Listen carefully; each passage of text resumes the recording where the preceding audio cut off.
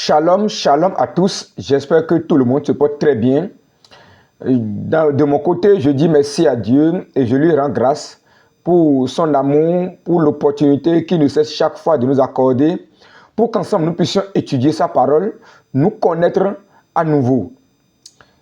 Dans nos modules passés, nous avions commencé par parler des dangers du christianisme sans Christ. Et nous sommes en train d'étudier les dangers du christianisme sans Christ sous plusieurs angles, afin de nous permettre réellement de pouvoir non seulement nous examiner nous-mêmes, et de pouvoir également aussi connaître les bases, les fondements de notre vie spirituelle. Et rappelez-vous très bien, le livre de Matthieu chapitre 7, le verset 21 à 23 dit « Ceux qui me disent Seigneur, Seigneur n'entreront pas tous dans le royaume des cieux. » Et le verset suivant dit « Plusieurs me diront en ce jour-là, Seigneur, n'avons-nous pas prophétisé par ton nom? Seigneur, n'avons-nous pas chassé les démons par ton nom?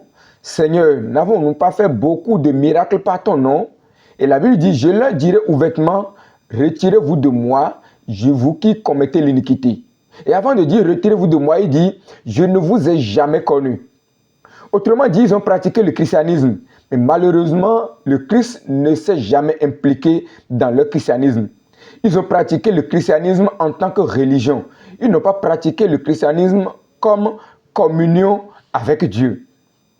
Raison pour laquelle nous sommes en train d'étudier les dangers du christianisme sans Christ sous plusieurs angles. Et dans notre module passé, vous pouvez toujours aller sur la chaîne YouTube et le découvrir. Nous avons parlé du christianisme ignorant de la nouvelle naissance. Et cela est vraiment capital. Beaucoup de gens disent aujourd'hui qu'ils sont chrétiens, mais ils ne sont jamais nés de nouveau. Mais pourtant, ils pratiquent le christianisme. Quand vous leur posez la question, est-ce que tu es chrétien? Oui, je suis chrétien. Depuis 15 ans, depuis 10 ans, depuis 20 ans. Ou bien je suis né même en tant que chrétien.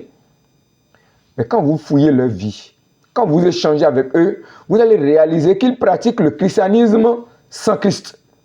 Raison pour laquelle cette étude est importante. Je vous invite réellement à écouter les modules passés et à vous abonner afin de recevoir aussi les modules à venir. Dans la vidéo d'aujourd'hui, nous allons parler maintenant du christianisme, comment dirais-je, mal éclairé. Du christianisme qui est dépourvu du discernement. On est d'accord. Et nous allons prendre à témoin, comme vous le savez déjà dans notre module passé, nous avons parlé d'un personnage très important dans la Bible, à savoir Nicodème. Et nous avons expliqué clairement, nous avons compris ce qui trompait Nicodème. Mais ce que Nicodème a reçu de Jésus qui l'a changé. Nicodème était ignorant de la nouvelle naissance. Malgré qu'il était un adorateur de Dieu, malgré qu'il était un chef, malgré qu'il a suivi beaucoup d'études. Mais tous ces bagages intellectuels n'ont pas permis à Nicodème de découvrir la nouvelle naissance. Donc aujourd'hui, nous allons encore prendre un personnage de la Bible aussi très très important et comment lui aussi il a pratiqué le christianisme sans Christ et comment enfin il a rencontré le Christ. Qu'est-ce qui manquait dans son christianisme et qu'est-ce qui a été ajouté à son christianisme pour qu'il puisse maintenant pratiquer le christianisme avec Christ. Et pour ça, je vous invite à lire le livre de Actes, chapitre 18. Nous allons lire le verset 24 au verset 26. Je lis la parole du Seigneur. Actes, chapitre 18, le verset 24 au verset 26. Ici, la Bible dit, un juif nommé Apollos, originaire d'Alexandrie, homme éloquent et versé dans les Écritures, vint à Éphèse. Il était instruit dans la voie du Seigneur et fervent d'esprit. Il annonçait et enseignait avec exactitude ce qui concerne Jésus. Bien qu'il ne connût que le baptême de Jean, il se mit à parler librement dans la synagogue. Aquilas et Priscille, l'ayant entendu, le prit avec eux et lui exposèrent plus exactement la voie de Dieu. Notre texte ne comporte que 4 versets, de verset 24 au verset 26, pardon, 3 versets. Mais au bout de ces 3 versets, il y a beaucoup de vérités que Dieu veut nous enseigner à travers ça. Et pour commencer, j'aurais beaucoup aimé que nous nous posions 2 questions importantes. Parce que nous savons déjà le personnage de notre étude, il s'appelle Apollos. Donc nous allons étudier autour d'Apollos. Comment est-ce que Apollos pratiquait le christianisme sans Christ? Et comment est-ce que Apollos maintenant a rencontré comment dirais-je, les serviteurs de Dieu, qu'il a maintenant fait découvrir maintenant le christianisme avec Christ. Cela est vraiment important. Voici les deux questions. La première question, qui est Apollos avant de rencontrer Aquilas et Priscille? Ça, c'est la première question. Deuxième question, qu'est-ce que Apollos maintenant est devenu après avoir rencontré Aquilas et Priscille? Autrement dit, qu'est-ce qui a été ajouté au ministère, à la foi d'Apollos, pour que Apollos maintenant puisse pratiquer le christianisme avec Christ? Voilà les deux questions que nous allons nous poser. Et ces deux questions feront maintenant l'objet de notre étude tout au long de cet enseignement. Passons maintenant à la première question. Qui était Apollos? Retournons maintenant dans le texte pour voir maintenant qui était Apollos. Le verset 24 nous dit: un juif nommé Apollos, originaire d'Alexandrie. Je vais d'abord m'arrêter là. Voici Apollos, et la Bible nous donne plusieurs détails sur Apollos. Mais le premier détail que la Bible nous donne sur Apollos est quoi? Est son origine. Il est un juif. Mais être juif n'est pas encore le problème. Beaucoup sont juifs, n'est-ce pas? Mais il y a un détail important que je veux que nous soulignions sur l'origine d'Apollos. Il dit, originaire d'Alexandrie. Donc Apollos, malgré qu'il est un juif, Apollos n'a pas grandi en Israël. Apollos est venu d'Alexandrie. Alexandrie, je vais vous rappeler, qui est très important, vous pouvez aller sur Google, c'est la capitale de l'Égypte et de l'Éthiopie ancienne. C'est une ville très développée, où la connaissance est très développée. Et il y a une bibliothèque dans cette ville qui s'appelle la bibliothèque d'Alexandrie, où il y a beaucoup de livres. Donc c'est une ville noble, où l'éducation est très très évoluée. Aucun détail de la Bible n'est écrit pour remplir les feuilles blanches de la Bible. Tous les détails de la Bible sont importants. Pourquoi Luc, en nous rapportant le récit d'Apollos, met en avant premièrement, la ville où Apollos a grandi? C'est pour nous montrer clairement comment Apollos a été instruit. C'est une ville, qui permettait quand même à plusieurs pays de faire du commerce. C'est une capitale et une ville très riche. On est d'accord. Autrement dit, Apollos n'est pas sorti de n'importe quelle ville. Apollos avait tous les moyens de s'instruire lui-même. On est d'accord. Si vous voulez évoluer en ce moment-là, vous voulez apprendre la Torah, ou bien beaucoup d'autres livres sur les prophètes, ou bien sur beaucoup de personnes, Alexandrie était la ville la plus réputée, la plus, renommée pour vous aider à avoir ce bagage intellectuel. C'est de cette ville que Apollos est venu. C'est vrai, vous pouvez venir d'une telle ville et ne pas, vous instruire. On est d'accord. Mais nous allons voir la suite. Il dit, homme éloquent et versé dans les Écritures. Donc non seulement Apollos était, provient d'une ville qui est très réputée, dont la morale est prise au sérieux, dont les études sont prises au sérieux. La Bible dit quoi? Il est un homme très éloquent et versé dans les Écritures. Donc, c'est compréhensible.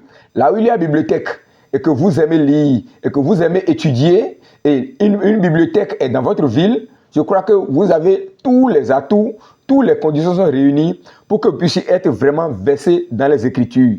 Et ça ne s'est pas arrêté là. Il continue. Là, il dit, il était instruit dans la voie du Seigneur et fervent d'esprit. Donc, ces études qu'il a fait, il a orienté ses études. Dans quelle voie? Dans la voie du Seigneur. Il a étudié la Torah.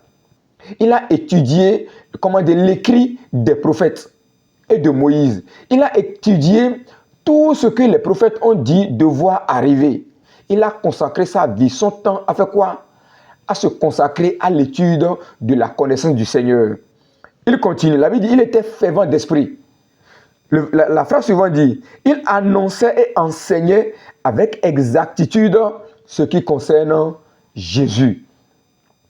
Donc, Apollos, non seulement il a étudié, mais il a consacré sa vie à enseigner ce qu'il a compris, ce qu'il a étudié, avec exactitude, ce qui concerne Jésus. Autrement dit, si vous écoutez Apollos, celui qui écoute Apollos saura à propos de Jésus. Pourquoi? Parce que l'étude qu'il a fait, les prophètes ont déjà parlé de cet homme-là. Donc Apollos enseignait avec exactitude ce qui concerne qui? Jésus-Christ. Mais ce qui est intéressant, regardez encore le verset 26. La Bible dit, il se mit à parler librement dans la synagogue. Nous pouvons noter que Apollos était un homme vraiment courageux.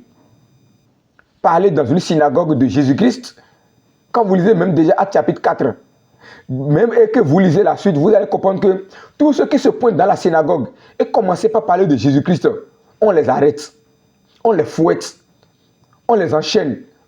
Vous pouvez voir plusieurs exemples. Mais Apollos, lui, il était un homme courageux. La Bible dit, quand il rentre dans la synagogue, il parle librement de qui? De ce qui concerne Jésus-Christ. En leur temps, rentrer dans une synagogue et parler de Jésus-Christ, ça équivaut un peu aujourd'hui rentrer dans une mosquée et parler de Jésus-Christ. Donc il faut avoir du sacré courage pour pouvoir faire une telle œuvre. Donc non seulement Apollos était instruit, grandi dans une ville noble, secondo, il était fervent d'esprit, troisièmement, il enseignait avec exactitude ce qui concernait Jésus, et quatrièmement, il ne va pas dans les rues. Avec son sacré courage, il entre dans les synagogues et parle librement de ce qui concerne Jésus. Voilà notre géant Apollos. Voilà d'où Apollos est venu. Voilà les bagages spirituels d'Apollos. Voilà les bagages intellectuels d'Apollos. Notre personnage. Je crois que si vous allez l'égaler aujourd'hui, il va vous falloir beaucoup d'années avant d'égaler Apollos. Apollos connaissait par cœur la Torah. Mais malheureusement, qu'est-ce que la Bible nous dit sur cet homme? Regardez le verset 25. La Bible dit, bien qu'il ne connût que le baptême de Jean. Je ne vais pas d'abord en arriver là. Je vais lire d'abord le verset 26. Aquilas et Priscille, l'ayant entendu. Aquilas et Priscille, c'est aussi des Juifs qui vivaient aussi à Éphèse. On est d'accord. Mais la Bible dit quoi? Aquilas et Priscille l'ayant entendu. Ce qui est bizarre, la Bible n'a donné aucun détail sur Aquilas et Priscille dans ce texte. Qui sont-ils? Est-ce qu'ils ont été instruits? Est-ce qu'ils ont aussi grandi dans une ville noble? Est-ce qu'ils sont fervents d'esprit? La Bible n'a rien dit à propos de Aquilas et Priscille en ce qui concerne leur éducation, en ce qui concerne leur bagage intellectuel. Mais la Bible a donné un panoplie de détails sur qui? Sur Apollos. Mais il n'a rien dit sur Aquilas et Priscille. Mais regardez la suite. Il dit, l'ayant entendu le prit avec eux et lui exposait plus exactement la voix du Seigneur. Waouh! Aquilas et Priscille étaient dans la foule que Apollos enseignait. Et ils écoutaient qui? Ils écoutaient, Apollos. Voici, vous êtes dans une foule. Et l'orateur, il est éloquent. Il enseigne avec exactitude. Et il a fini. Et vous êtes parti maintenant le prendre pour dire, mon frère, viens. C'est vrai, tu as bien parlé. Mais il y a quelque chose qui te manque. Tu ne connais pas avec exactitude la voix du Seigneur. Parce que la Bible dit quoi? Il enseignait et annonçait. Maintenant, le verset 26 dit, il lui exposait plus exactement la voix de Dieu. Et malgré tous les bagages intellectuels d'Apollos, Apollos n'était pas sur la voie de Dieu. Apollos n'était pas en diapason avec quoi? Avec le royaume des cieux. Mais qu'est-ce qui manque à Apollos? Où se trouve le problème d'Apollos? Comment est-ce que nous pouvons déterminer le problème d'Apollos? La Bible dit, Aquilas et Priscille l'ayant fait quoi? L'ayant entendu. Donc en écoutant ce que Apollos prêche, en écoutant ce que Apollos développe, il sent que cet homme, il lui manque quelque chose qu'il n'a pas encore connu. Mais qu'est-ce qui lui manque? Retournons maintenant au verset 25. La Bible dit quoi? Il était instruit dans la voie du Seigneur et fervent d'esprit. Il annonçait et enseignait avec exactitude ce qui concerne Jésus, bien qu'il ne connût que le baptême de Jean. Voilà le problème d'Apollos. Apollos connaît tout. On est d'accord. Il connaît jusqu'à s'arrêter au niveau de quoi? De baptême de Jean. Donc, toutes les études d'Apollos l'ont conduit à qui? La finalité baptême de Jean. Mais, est-ce que le baptême de Jean nous donne le salut? C'est là le problème. On est d'accord. Donc nous pouvons voir clairement les limites intellectuelles, les limites spirituelles d'Apollos. Apollos n'a connu que le baptême de Jean. Donc lorsque Aquilas et Priscille, en écoutant Apollos, accomplit clairement ce qui manque à cet homme, c'est quoi? C'est la foi. Parce que la Bible dit quoi? Répentez-vous et croyez à la bonne nouvelle. On est d'accord. Le baptême de Jean donne quoi? Le baptême de Jean donne quoi? La repentance. Regardez ensemble avec moi le livre de Actes chapitre 19. Je vais lire à partir du premier verset. Ici la Bible dit quoi? Pendant qu'Apollos était à Corinthe, Paul, après avoir parcouru les hautes provinces de l'Asie, arriva à Éphèse. Ayant rencontré quelques disciples, il leur dit: avez-vous reçu le Saint-Esprit quand vous avez cru? Autrement dit, c'est des disciples. Donc Paul pense qu'ils ont cru. Et Paul les a dit quoi? Le résultat qui devait sortir est que vous devez recevoir le Saint-Esprit. Mais est-ce que vous avez reçu le Saint-Esprit quand vous croyez en Jésus-Christ? Quelle est la réponse qu'ils ont donnée? Il dit: nous n'avons même pas entendu dire qu'il y a un Saint-Esprit. Et il dit: de quel baptême avez-vous donc été baptisé? Et il répondit: du baptême de Jean. Exactement, ces disciples étaient à l'image d'Apollos. Eux aussi, ils ne connaissent que le baptême de Jean. Donc, ils n'ont pas reçu le Saint-Esprit.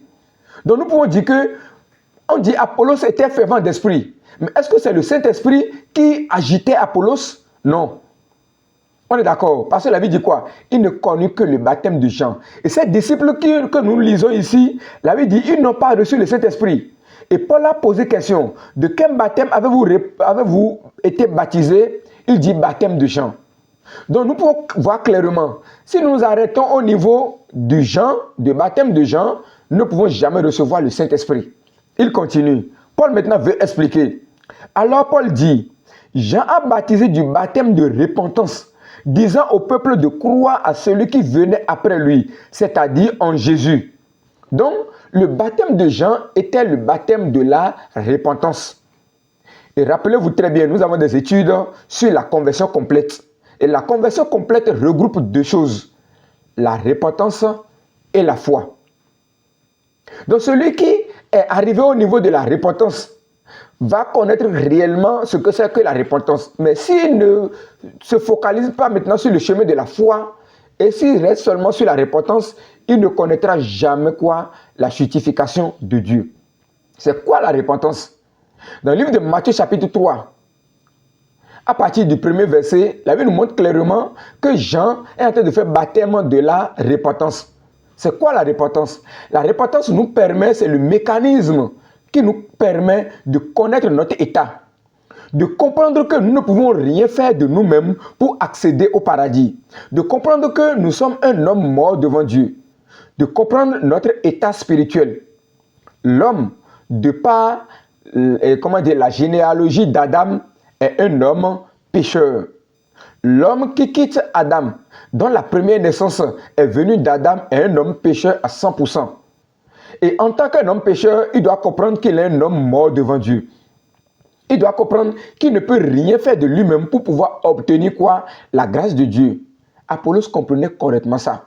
Maintenant, la suite, c'est quoi? Lorsque vous venez maintenant à ce niveau-là, vous devez maintenant vous tourner vers qui? Vers Jésus-Christ. Et en Jésus-Christ, maintenant, il y a la foi qui vous donne maintenant la justification en Dieu. Apollos est parvenu jusqu'au niveau de quoi? De la repentance.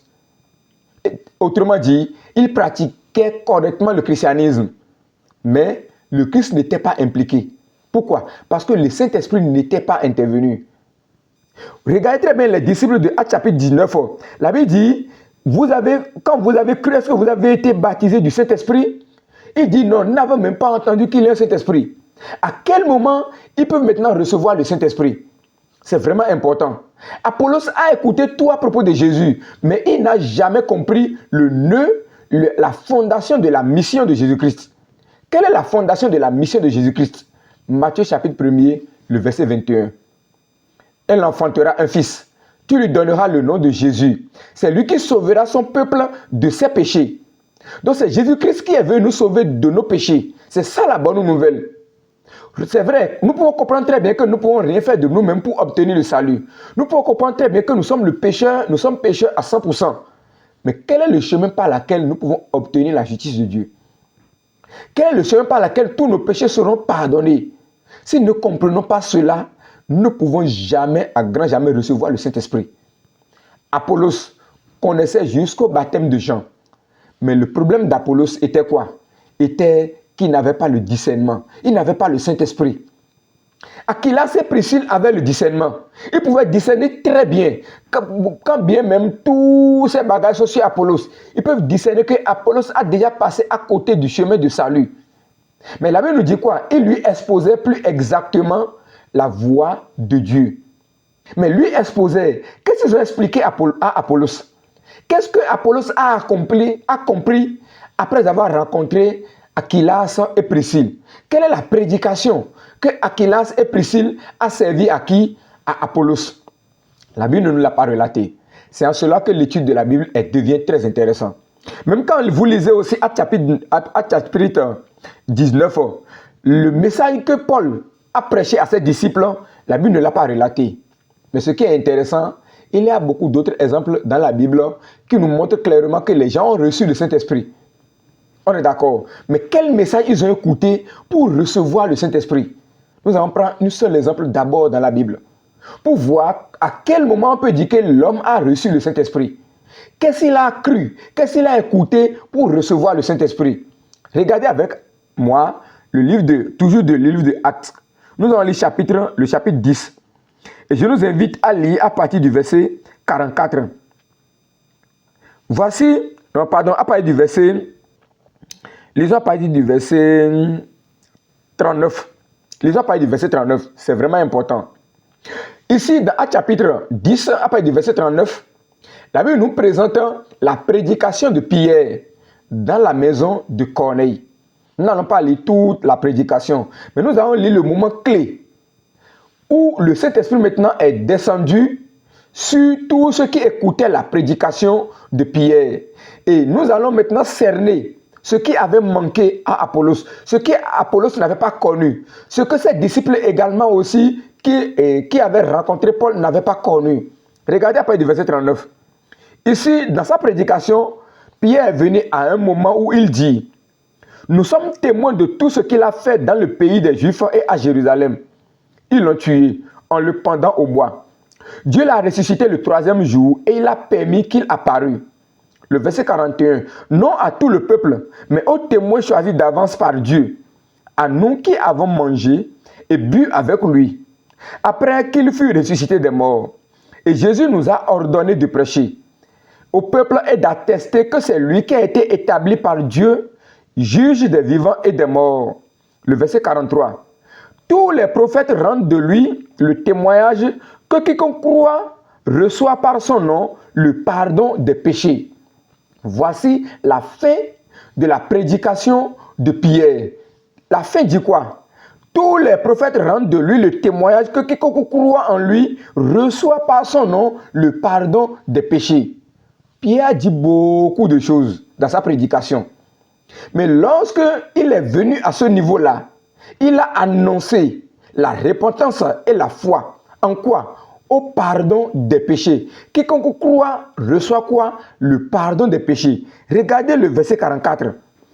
Comme Pierre prononçait encore ces mots, quel mot Pierre a été de prononcer? La foi pour recevoir le pardon des péchés.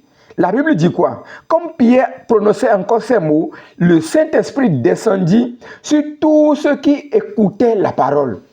Waouh! Rendons gloire à Dieu. Parce qu'à travers ce texte, Dieu est en train de nous montrer clairement ce qui avait manqué à Apollos. Apollos a tous les bagages spirituels. Nous pouvons voir beaucoup de cas d'Apollos aujourd'hui.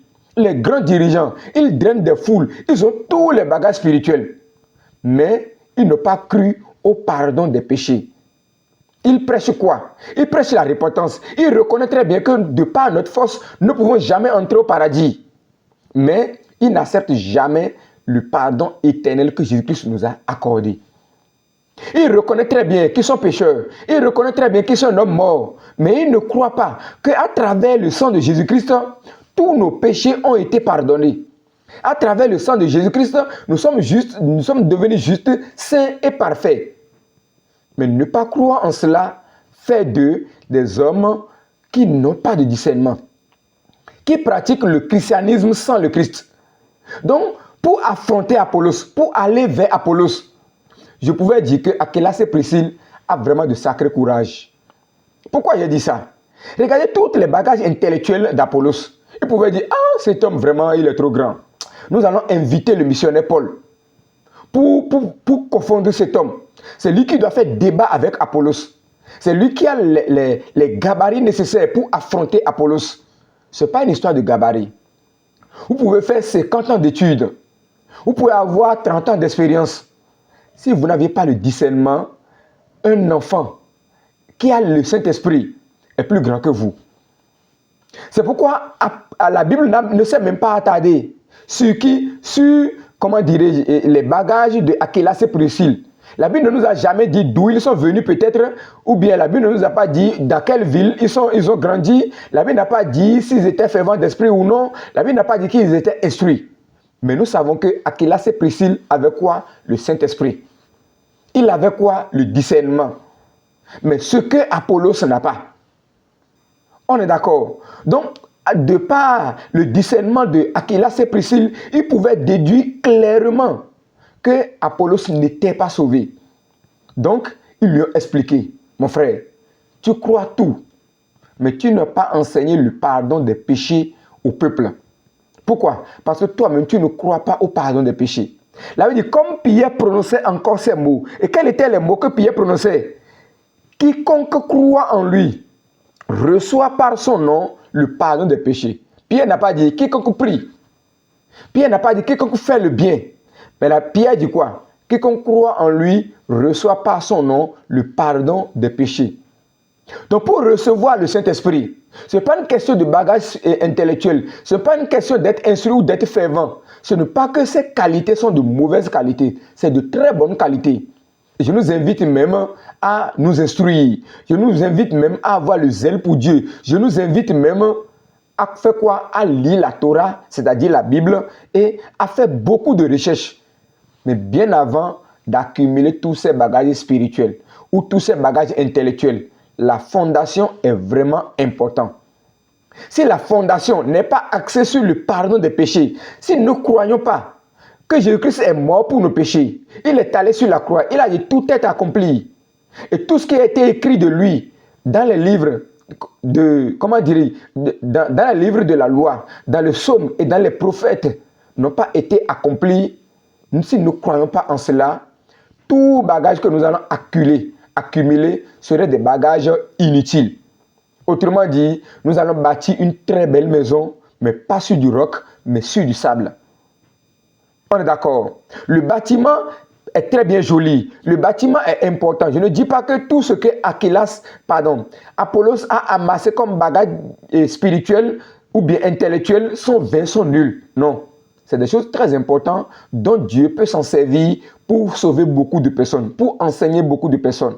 Mais si la fondation n'est pas axée sur le pardon des péchés, nous allons devenir un danger public. Apollos, sans rencontrer Aquila et Priscille, était un danger public, un véritable danger public. Pourquoi il était un véritable danger public? Parce que partout où il va partir, les gens vont le suivre en max. Regardez très bien le livre de 1 Corinthiens chapitre 2 et le chapitre 3. Quand Apollos s'est atterri sur l'église de Corinthe, il a divisé l'église de Corinthe en même temps. Pourquoi? Il était un homme éloquent. Il était un homme fervent. Mais Dieu merci, il avait déjà reçu le Saint-Esprit avant d'aller en Corinthe. On est d'accord. Mais lorsque vous lisez la Bible dans le livre de 1 Corinthiens, je veux que nous lisions 1 Corinthiens.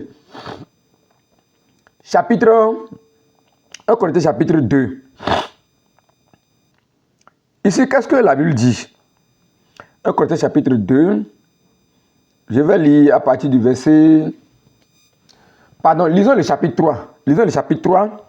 Lisons à partir du verset 4. Ici, la Bible dit, quand l'un dit, moi, je suis de Paul, et un autre, moi, d'Apollos, n'êtes-vous pas des hommes? Qu'est-ce que donc Apollos? Qu'est-ce que donc Paul? Des serviteurs par le moyen duquel vous avez cru. Autrement dit, quand Apollos est parti sur l'église de Corinthe, là il dit quoi? L'un dit je suis d'Apollos. Pourquoi? Ils ont été sidérés, comment dirais-je, par son éloquence. Vous comprenez un peu? Donc vous devez comprendre simplement que si vous amassez des bagages intellectuels dans le domaine spirituel et que vous n'aviez pas le discernement, vous n'avez pas le Saint-Esprit, vous devenez un danger public.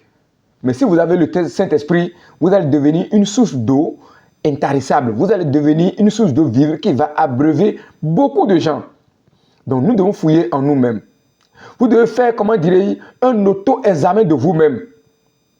Est-ce que vous avez le Saint-Esprit?